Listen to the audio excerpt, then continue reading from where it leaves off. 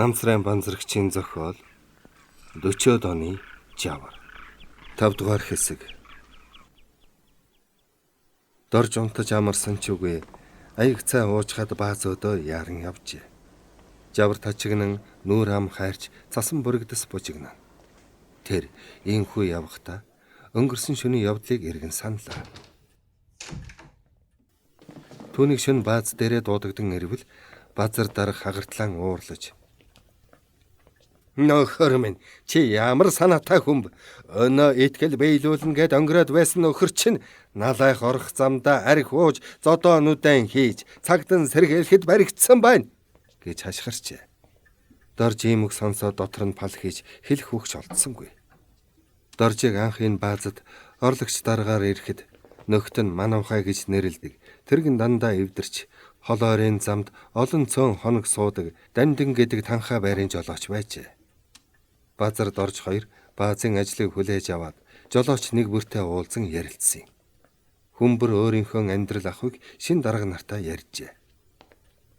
Тэгэхэд Дамдин хэмээх жолооч дарга нараа доогтаа харснаа: "Наа чигмо нэртэй луу данстай хүн энэ баазад байхгүй.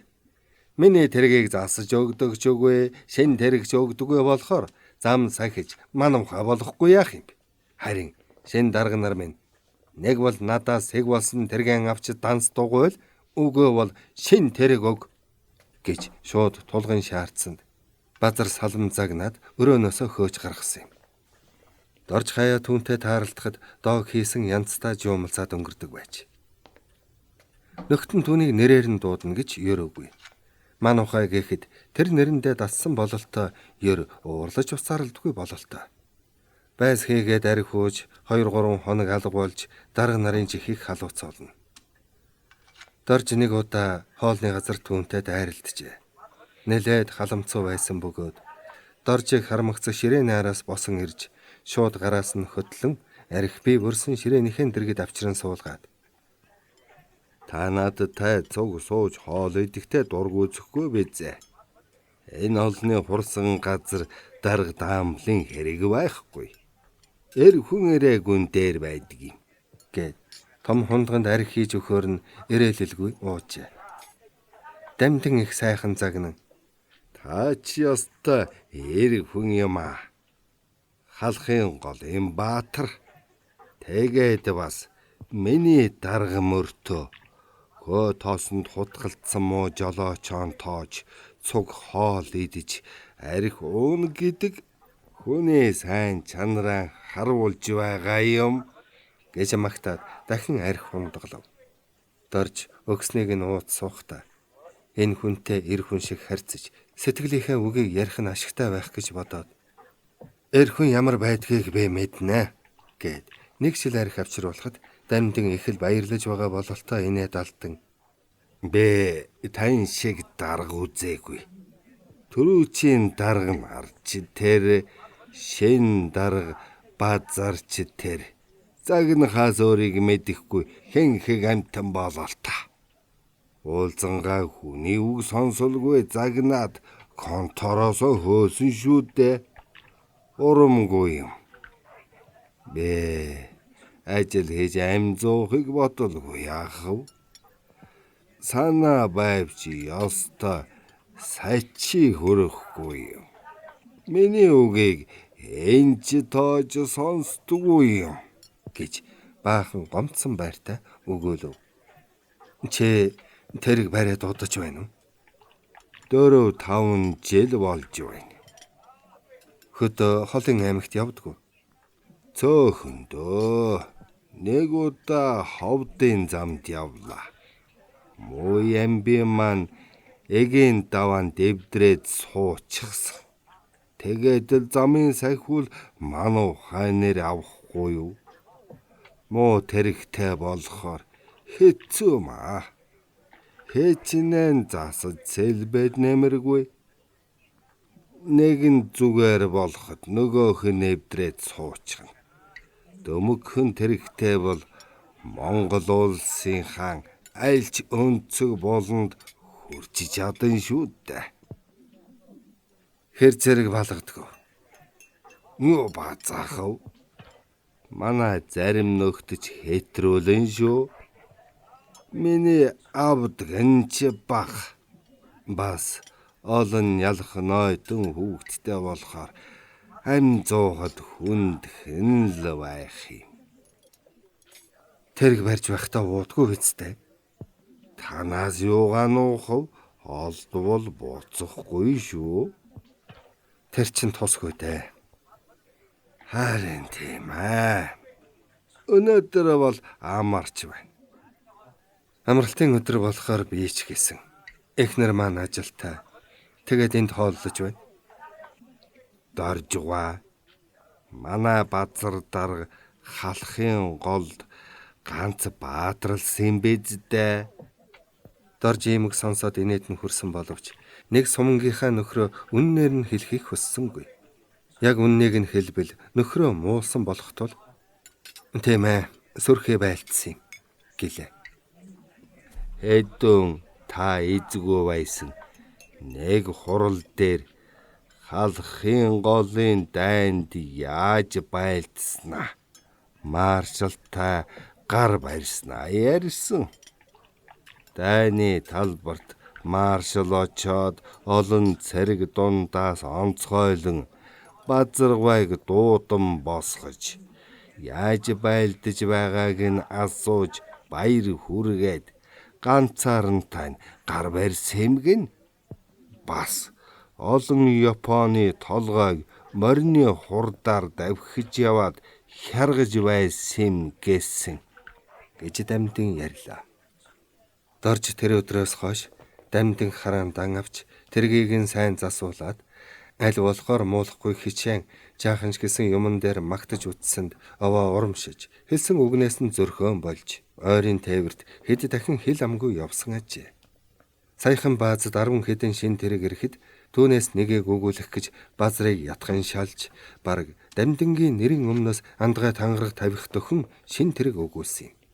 Дамдин ч учиргүй их баярлаж шин тэрэгэ үргэлжил арчиж зүлгэн байх болов. Тэгээд өчигдөр шин тэргээр анхныхаа тээврийг хийх гэж налаахаас нүүр сачхаар явсан ажээ. Дорж энэ бүхнийг эргэн санаж үнэхээр засаршгүй муу хүнд хитрхи итгэсэндээ их гэмшин бас уур нь хүрч ойр хавьд байгаа бол алгадаад авмаар санагдсан юм. Шөн базар дарга тэгж учир зүггүй уурлан хашгичхад Дорж зүрх алдан чагнаж байснаа. Тэр танхаа нөхөр хаан маань гэвэл базар хөмсөг зангидан муухай харснаа. Харин азар машин тэргээ онхолдууж сүйд хийсэнгүй. Налайх руу явхаас өмнө ариг хууч гудамжинд эргүүлийн цагтаатаа тааралдаад хүргэгдэж ирсэн. Тэргийг нь гараашд тавиулаад үл бүдэх нөхрийг архийг нь гартал харгалзаж бай гэж манаачин бүхэхт унтуулсан. Өнөө шөндөө нүүр сачиж хотын эрүүлийг хамгаалах газар өгөхгүй бол уурын зуух нь гал зогсох гээд байдаг. Галт тэргээр ирэх нүүрс зам засвартайг цаатсан байх юм. Ийм болохоор одоохон өөр жолооч олоод налайх руу явуул гэж тушаажээ. Дорж энэ харамхуй шөнө хэнийг олж явуулдаг билээ гэж бодон манаачин шугарын хажуугаар өнгөрөхдөө итгэлийг нь хөсөрдөөсөн нөхрөө шагааж харвал санаа зовсон шинжгүй дүнгэнтэл хухирч байжээ. Тэгэд манаач өвгөнтэй ярьж ойр гэртээ нэг жолоочийг халуун хэвтрээс нь босгож шөнө хагаслан налайх руу явуулаад гэртээ ирэхэд үүр цайж байжээ. Хүний итгэлийг ингэж хөсөрдүүлэх гэж би Дамдинд юу бодоод итгэж шин тэрэг өгүүлэх гэж хөөцөлдөө. Базар мэдээдэл байж даанч дургүй байсан юм а. Чи энэ лойчсон амьтанд юунд нь итгэж ингэж хөл алдаад байгаа юм. Айгүй бол шин тэрэг аваад дорн мөргөлдүүлэх юм уу? Онхолдуулж сүйд хийвэл яан гэхт нь. Хүн нэг насаар муу явахгүй шүү дээ. Би итгэж найдаж байна. Миний итгэлийг яасан ч эвдэхгүй гэдгийг мэдэж байна. Удирдах нөхөд бид дорд хүмүүсээ сайтар судлан анхаарч тэдэнд итгэх хэрэгтэй гэдэл ятгсан. Намын өөрийн дарагч бас миний саналыг дэмжсэн шүү дээ. Тэгээд аливтай. Ийм юм болох гэж. Хүнээ олж итгэх хэрэгтэй юм байна. Би даанч хөнгөн богино бодолтой хитрхи итгэмтгий юм а гэж гуниглан бодсоор ажил дээрэн ирвэл Дамдин үүдэнд нь өргөйчгсөн зогсож байлаа. Доржийн зэвүү хурж харсан ч үгүй өрөөндөө орвол Хойноос нь даган орж ирээд үүдэн зогслоо. Дорж түүнийг муухай харснаа. Юу гэж явна? Чи гэд загнах гэтэл дамдын гараа сарвайн ургаш хэд алхаснаа. Дарга минь өршөөж хайрал. Таны итгэлийг тесрүүлсэнтэй гэмшиж барахгүй байна. Мишин тэргээ бүрэн бүтэн дээр нь авч өөр хүнд өгдөө. Намайг өрөвдөж өмөрхийн хэрэггүй. Муу чигээрээ аль явъя. Хүн чинь баярлахдаа бас бурууддаг юм байна. Да тэр яах гэд хоолон зангирв. Дорж түүнөөд гайхан харж баярлахдаа буруудна гэж юу гсэн өгөв гэж бодлоо. Дамдин их л уруу царайлан шин тэрэгтэй болсон гэд бөөм баяр хөөр болж налайх руу явах гэж байтал нэг нөхөр маань тэргийг минь мялаан гэд арих аваад ирэхээр дэсэж чадалгүй уучхаад хотын төвийн гудамжаар зүүн тийшээ ширүүхэн дарж явтал шүгэл тас хийгээд таны итгэлийг алдсан даал гомдож байна. Намайг нөхрөө гэж бодохын ч хэрэггүй. Итгэлийг нь биелүүлж чадаагүйгээс хойш ямар олигтой нөхөр байх вэ? Шин тэргэн авта гэд санаа алдснаа нүдэнд нь нулимс гялтгана. Доржин ориглон байсан уур хилэн гомдол хорслон алга болж юу хэлэхээ мэдэхгүй хэсэг зур бодол боллоо. Нэрэ баярлаж өнгөрөөд ингүү гэсэн ч биеэм барьж болох байсан шүү дээ. Уулаас архинд дуртай золиг юм а. Одоо тэгээд яах вэ? Базар юу гэх бол? Нэгэнт үүнд өгсөн болохоор буцааж авалтай нь биш. Хийсэн хэрэгтэй үнэхээр гимшиж байгаа бол засран үзээ гэж бодож байтал ашгүй базар ороод ирлээ. Базрыг хараад дамдын бүрч санаагаар унаж газар ширтэн уруу царайлав. Базар их л хорсолтой харж тамшаалснаа. Хаа, муухар архичин юу хийж гөлөөгөө зогсож байна? Энд чинь чиний тоглоомын юм уу? Архины мохлог биш шүү. Одоохон тэр тэргэн эвдэж сүйтгээгүү дээр нь хүлээлгэж өгöd хандсан зүгрүүгэн тонил. Чам шиг юм дүүрчгсэн амтэн бидэнд хэрэггүй гэж хашгирахад дамдин год үсрэн гарлаа. Базар амьсгаагаан дарж ядан энэ муу архичин юу гэж явна гэлээ. Дорж түүний ярьсныг хэлбэл базар хөмсөг зангидан бодол болж байснаа. Гэнээрэ баярлсан хэрнээ бахирна гэгч болсон биш байгаа. Чи тэгээд яа гэж бодож байна? Нэгэнт түүнд өгсөн болохоор сайн ярьж загнаж ам шүдээг нь авч байгаад холын тээвэрт явуулаад үзвэл яасан юм гэж асуусан байртай хэлбэл базар өрөөнд дотор наас цааш холхиж байснаа. Харин нөхөө юу ч гэсэн намын үүрийн дарахтаа зөвлөе. Санал онолыг нь сонсъё. Бас өөрөө чухам юу гэх нь. Үгийг нь авъя гэд дотор нь хурж агсан уур унтуун аваа дарагдав бололтой тухлан сууж өврөөсөө хатуу хайрцагтай тамхи гарган нэгийг авч үзүүрээс нь имэрч байгаад яарлгүйхэн асаав. Шүн дунд аль хэдийн өнгөрсөн боловч базрын нойр хөрсөнгүй. Тэр урд өмнө эрт орой хизээ боловч дэрэнд толгой хөргөө үгүй юу нам унтдаг байжээ.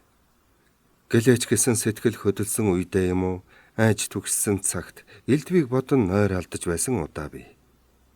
Тийм нойр алдаж байсан нь тоотойхон цөөх юм. Ер нь хинч гэсэн нойр нь хөрөхгүй сэрвэлзээд ирэхээрээ элдв хангаа юм бодож баярлаж гомдох, хөсөж мөрөөдөх, гимшин гуних, жигшин зэв үцэх, түмэн салаа бодол зэрэгцэн үемэрдэг ажээ. Хүний хөсөл мөрөөдөл гэдэг хязгааргүй бөгөөд амгаа авчилсан агсан морь мэт хаашаа хамаагүй зүтгэж байдаг. Алг хорвоо хичнээн уужим асар том гэлээч улс гүрэн хүн ард хэдий олон сая живаач гэсэн тэр аяараа хүний өчүүхэн толгойд багтаж байдаг нь сони юм. Хүнд бодож сэтгэхгүй юм гэж ерөөс байхгүй.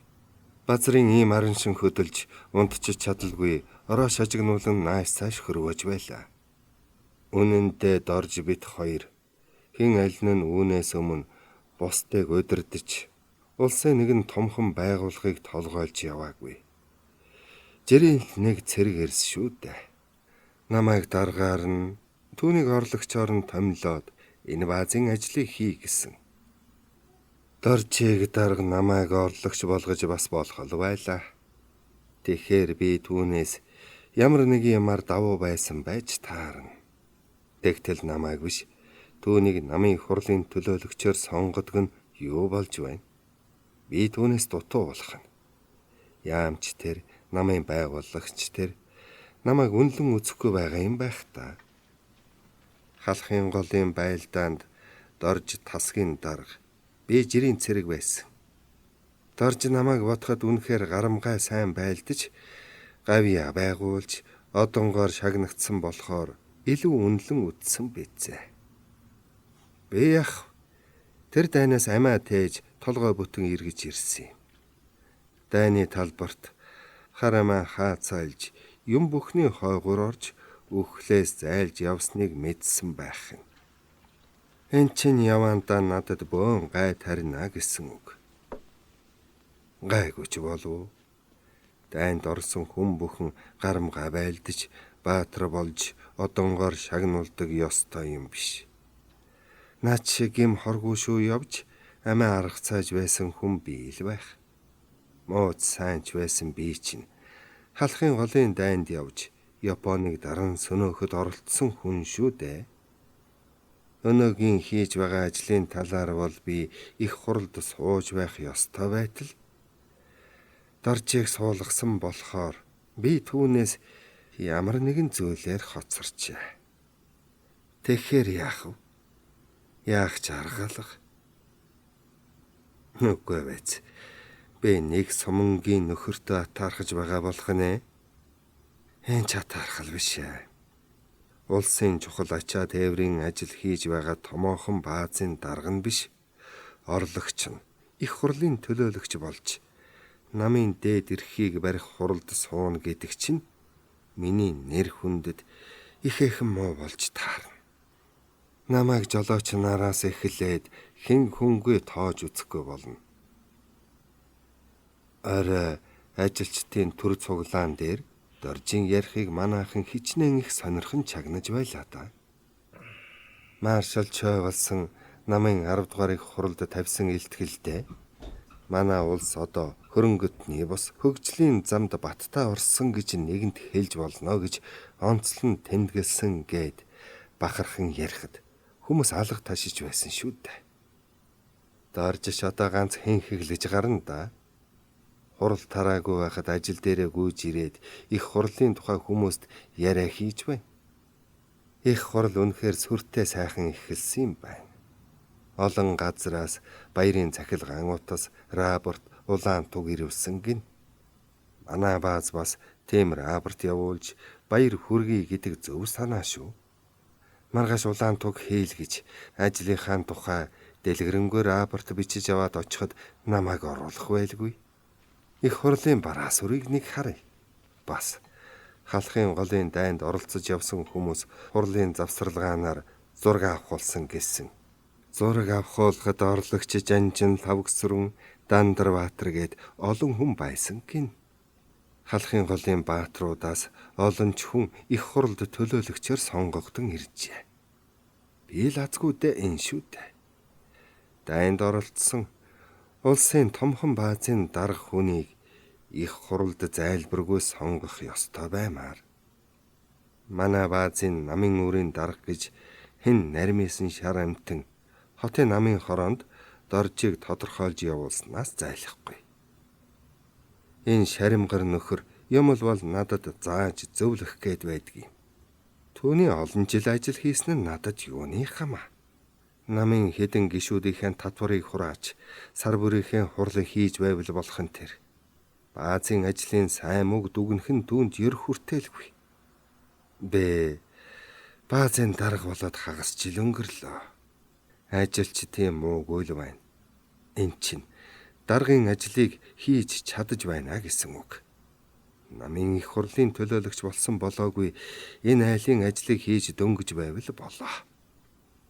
Баазын дарга гэдэгч хэл ам таталсан зовлонтой ажил юм аа.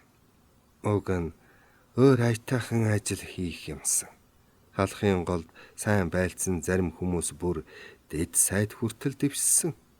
Би хич нэг аймхаа амтан амиа хоолж үний хараар орж дандаа сүүл барьж явсаар гавьяач байгуулаагүй, гайч тариагүй дайн дуусгасан.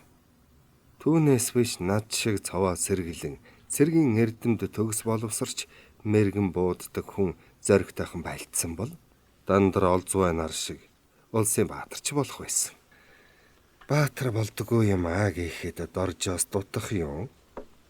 Дорж улаан тугийн одонтой би ганцхан л тэмдэгтэй үлдсэн шүү дээ.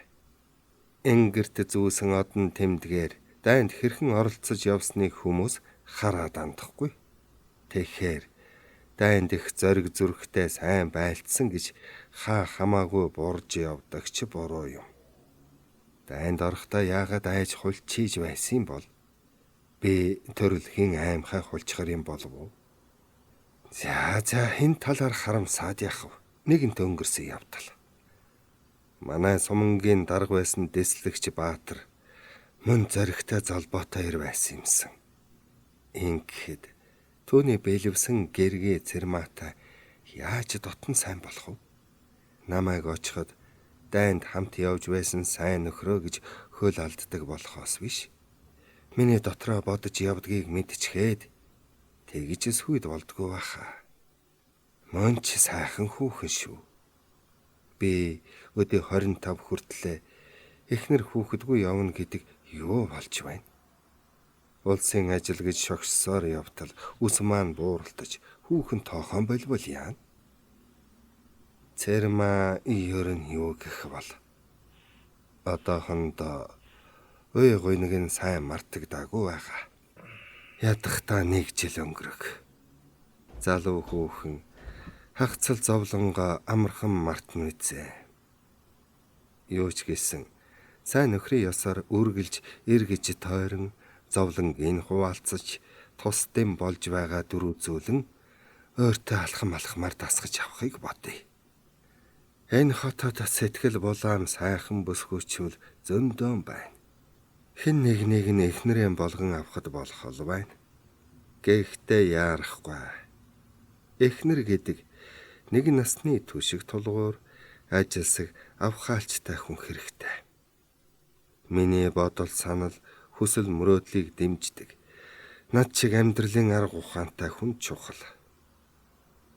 Цэрмаа бол бага залуудаа хүнтэй сууж хүүхэд төрүүлж хагцал зовлон үтсэн болохоор хотын эрх танхил хүүхнүүдээс илүү амьдрахын ухаан суусан, юмны сайн мууг ялган таньж мэдсэн хүн.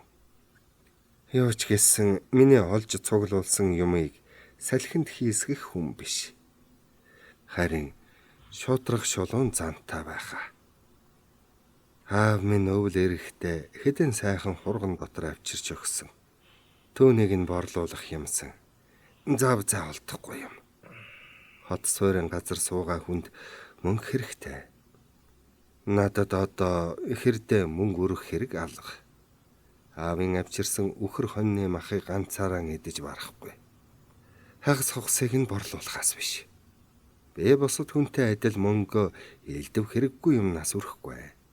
Амьдралын ухаангүй тэнэг юмнууд жишээ нь манай хідэн жолооч цалингаа буухаар гуанз архины мухлах хэсэд хэдэн өдрийн дотор хамаг мөнгөөрөн архитдаг бололтой. Тийм хүмүүсийн амьдрал ямар өөдтэй байх вэ? Аав минь намайг хөдөө аваачиж хань ижилтэй болгоод мал хөрөнгөөн даатгуулах санаатай үг зухуулгаж байсан. Хөдөөгөр бол буянтай эцгийн хурааж нөөсөн хөрөнгө дээр туйлна л та. Цалин хөлсгэж тоотой хідэн төгрөг юу базаах вэ гэж миний цалингийн хэмжээг сонсоод огтон тоохгүй байсан. Хэдхэн 100 төгрөгт хөл алдаж шунах хүн биш ээ. Хөлтэйхэн хөдөлдөг хүн байсан юмсан. Одоо нас нь нахиж ирч хүч чадал тэнхэн хараа бизээ. Хөдөө гарч халуунд халж хүйтэнд хөрч үйл тамаа идэлэн маллаж байхаар хот суурин газар тухтаа дулаан сууж улсын цалин авч байх нь жаргал гэсэн чинь аав. Тийм биш дэхөө гэсэнсэн. Би энэ гэрийг хямдхан авсан шүү. нэг байшинтай болох юмсан. Өөрийн гэсэн хашаа байшинтай болвол санаа амар. Айлын хашаанд царайчил сууна гэдэг зовлонтой юм. Хэдэн дээлийн дотроо худалдахад бардаагаар хашаа байшин авах мөнгө болно. Бас зах дээрээс хямдхан юм аваад цааш нь гүйлгэж болно. Амралтын өдөр дэмий хөвтөж байхаар гадуур дотуур явж хүн хартай уулзъя. Хэдүүн зах дээрээ сайхан мөнгөн хэд гутга бараг зүгээр шахам авсан. Тэр Бадарч гэдэг залуу 8 мэддгүй амтэн шиг байна лээ. Гэсэн ч үерхэж танилцаж болмоор хүн. Намайг бодоход энэ хотын унган хүн болохоор ядахта хүн амтэн олныг танина. Хутгийг нь авч гуанзанд дагуулж ороод хоол арх авч өгтөл хөл алдад сүйд болсон. Түүгээр дамжуулан юм хум борлуулж байхад бүрэн боломжтой юм. Өөрөө 8 хийж явтал баазынхантай дайралдвал манай дарга пан зүсэргэж явна гэж шуугилдана. Дараагийн бүтэн сайнд зах дээр гарвал Бадарчтай дайралдаж магадгүй. Тэр чинь зах аргүйдэлтэй хүн шиг байсан. За дэмийн бодсоор байж хайр нойрон алтлаа. Өглөө ажилдаа очиод хэрүүл дорвол хэл ам болж хэдэн жолооч нартайгаан барьцалдаж авахаас наагур юм болно. Яахан ч гэсэн унт тажнууднийхэн хорыг гаргая. Базар ужиг бодлоосоо арайхийн салж толгой дээгүүрээ хүнжлөө нөмөрч нүдэ анлаа. Хаврын хөвсөл зүр салхи үе хөдлөн хашааны сургаагны ховхорсон холтос жингнэн эсгэрч утасны мод янгнэн өлж уйтхар төрүүлэн ажээ. Ийм уйтай шин ихнэр тайсан бол түүнийхэн халуун амьсгааг чагнан яасан сайхан унтах бол доо гэхээ санаалдан буруу харж хэвтлээ. Базар овжин зан арга зал сэргэлэн ухаанаараа хэний ч дор орохгүй гэж боддог бөгөөд энэ бүхнийг эцгээсээ уламжлан авсан гэж сэм бахархдаг юм. Түүний эцэг нутаг нугдаа арга зал амьдрах ухаан ажилч малчаараа гайхагдсан хүн. Базрын өвөг эцэг нь хошуундаа тэргүүн баян тааж байжээ. Өвөг эцгийн хөрөнгө мал Базрын эцэгт шилжин ирээд утсан чүгэн Монгол оронд ардын хувьсгал ялж цөөхөн жилийн дараа феодлын хөрөнгө хураахад зэгсэн өртжээ. Үе дамжин ирсэн хөрөнгө малаасаа салсандаа Базрын эцэг ардын засаг төрд битүүхэн өширхэн хорсож байсан боловч угаас ухаан сэрэг сүрхий хүн болохоор 32 оны эсэргүү хөдөлгөөний үед ардын засгийн эсрэг яаран зэвсэг барин боссонгүй байдлыг харцсан хүлээж байжээ. Төдөлгүй эсэргүү хөдөлгөөнд дарагдж шин эргэлтийн бодлого гарахад мань хүн арга ухаан зээлж удсан ч үгүй овоо олон малтай болсон бэлээ. Мал сүргээ өсгөн олшруулах гэж заяасан ухаан бодол ажиллаж хичээнгүй овжин зал хамаг бүхнээ шавхан гаргаж хэдэн жилийн дотор эцгийнхэн өвлөж үлдээсэн хөрөнгөтэй тэнцэх мал сүрхтэй болжээ. Баяжих юмсан гэсэн бодол өдрийн бодол шөнийн зүүд болж ёстой л суусан газраасаа шураатгаж сурсан тэр хүн өртөөний ал бацаглаж аян жинтээж 8 арилж аж хийж мөрөтөө тоглоомоос хожиж нэг л мэтгэд аймаг орондоо тэргүүлэх баячуулын нэгэн болсон бөлгөө. Эцгийн энэ зан үйл Базарт сүрхий нөлөөлсөн байна. Базар эцэг шигэ юмд сүхэтхэн хөдөлж хараахан сураагүй байлаач гэсэн цагийн байдал таацуулан басч сүрхий цартайхан хөдөлгөхөр хүч нөөцийг 25 наснда хуралдуулж амтсан байлаа. Хэдэн сарын турш тажигнсан жаврын ирж харж өрин цагтай золгов. Хот суурин газар хавар хөдөөнийхөөс өөр болохыг ханд үзэж мэдлээ. Хашаа байшингийн дээвэр ар өврөөр гөлөж хөлдсөн мөс цас хаврын наранд хайлж гудамжаар нэл шавар шавхаа болж түүний гатлан гарах аргагүй заваарч ихэн үнэр ханхална. Тэрхүү нялцааж харлсан шавар шавхаа хоног өнгөрөх тусам эгшин хатаж төдхөн салхи сэвэлзэх бүр улаан шороо босож нүд аманд чихнэ. Байшин гэр чийг дааж хүйтэн зэврөө оргино.